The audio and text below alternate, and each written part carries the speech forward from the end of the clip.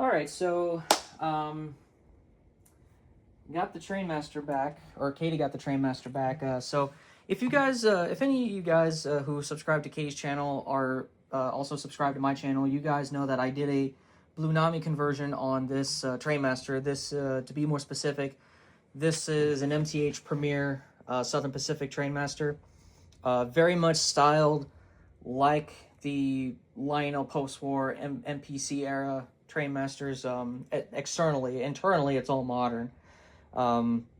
This was originally equipped with a Protosound 2 5-volt board, and for anybody out there who knows anything about MTH, knows that the Proto 2 5-volt boards have a very bad reputation of dying, especially in this day and age. It's, frankly, they're old boards. This engine at least gave us telltale signs it was failing.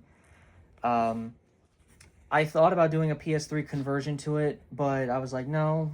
With Blue Nami making more of a presence in 3-rail, I figured, why not try a Blue Nami conversion so I can, see what it's like. And honestly, it's amazing. But anyways, following that initial conversion, she had a problem where the board just wound up dying. And I found out why. So I don't know how this happened, but the speaker, which, like most 3-rail engines, the speaker is in the fuel tank. The speaker, the leads, or I'm guessing I did not tighten that speaker down tight enough, and it wound up rotating, and one of the speaker leads wound up grounding out against one of the mounting screws, which of course, mounting screw up against a metal fuel tank, which is in turn mounted to a metal frame. It's part of a circuit, so it just ground out and it just took the board with it. But luckily, Soundtrax has a goof-proof policy, so you can send in a decoder for repair and or replacement if they find that the decoder you send in, frankly, cannot be repaired. They repaired it. They put a new I think they put a new amplifier on it, and it came back. It worked great. I made sure this time that whenever I put everything together, I made sure that nothing was grounding out against anything else, and it's been running flawlessly. And if you guys haven't seen that demo video, this engine, the two freebie functions on that decoder is front and rear headlights. That's, bare minimum, you're going to have front and rear headlights. But additional features include lighted number boards, class lights on both ends, and gyro lights on both ends, as well as cab lights. Cab lights, number boards, and the class lights, those are all merged into one function, both physically, they're actually on one function, considering that they just turn on and off. That's all they do. The gyro lights are on two separate functions, but I mapped them to be directional. It still has fan-driven smoke, which again, an on-off function, and it has operating electro couplers, which those are two separate functions, which I merged to function 13, which is so then when you fire the couplers, the coupler sound also activates, and those couplers are also directional. So if you're in reverse, then you hit the coupler, the rear coupler is going to fire. If you're in forward, and you press the coupler function, then the front coupler is going to fire. A lot of functions on this model, and frankly speaking, this was probably not the best engine to start out on for Blue Nami because of how many functions there are, but I've done it, and I know what I now know what I have to do should I ever do up another engine that has the same or similar level of auxiliary functions.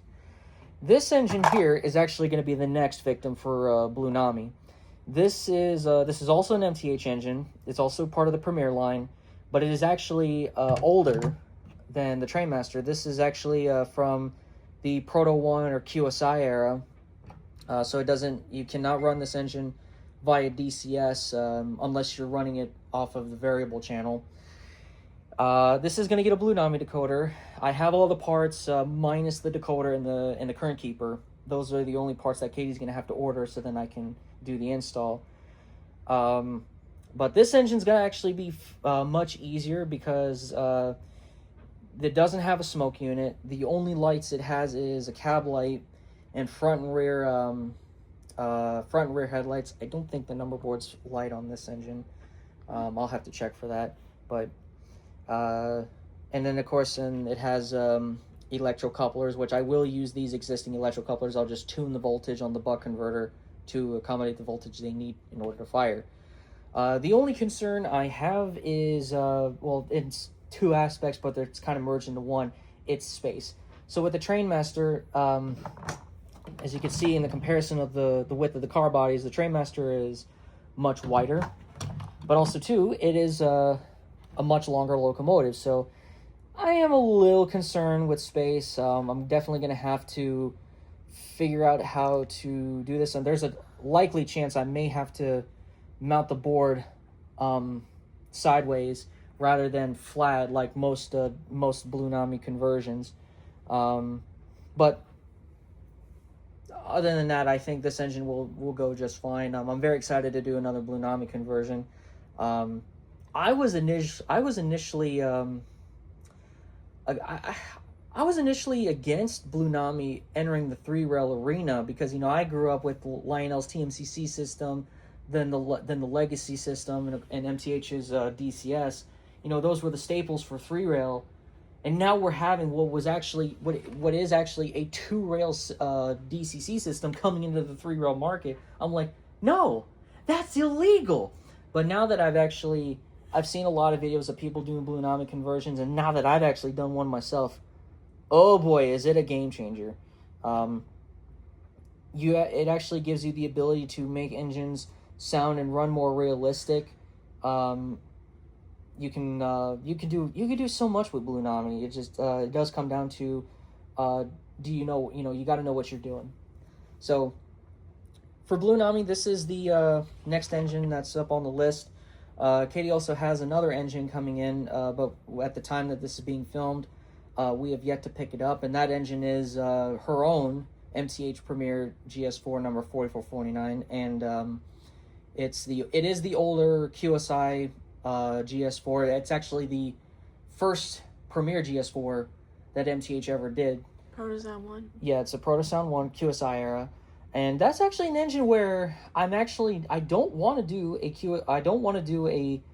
PS3 or Blue Nami conversion, because it is actually one of the few QSI engines where it has the correct bell and it has the correct whistle. The only thing that kind of irks me about it is the chuff. It has that digital bark of a chuff, but other than that, it has the correct bell and whistle. So I'm like, you know what? Let's run that engine until the time comes. You do decide you want to convert it to PS3 or Blue Nami, or the board itself decides to go kaput. But can I say something? Go ahead. When I bought that engine, when I first bought that engine, I found out that it has a new BCR, but I've never encountered a Proto 1 engine where it has a on-off switch. I'm not sure what this is for, but right now it's in the off. But if you turn it on, I don't know why it does that. QSI shenanigans. I tried testing it on the layout. It does run. I'm probably gonna I might do a reset. I might have to do a function 18 or function 19 reset in order to have this engine run probably the way it's supposed to. But then again, that QSI board is going to be short-lived in this engine because, again, it's going to get Blue Nami. So, yeah. Once I get this engine converted to Blue Nami and I bring it back, then I'm going to speed match both these engines to run together because... I'm next to each other. Because these engines, you could run them in freight ops, you run them in passenger trains. They're both painted in the Black Widow scheme, and they look pretty nice together. So yeah, that's the next project. Stay tuned, guys.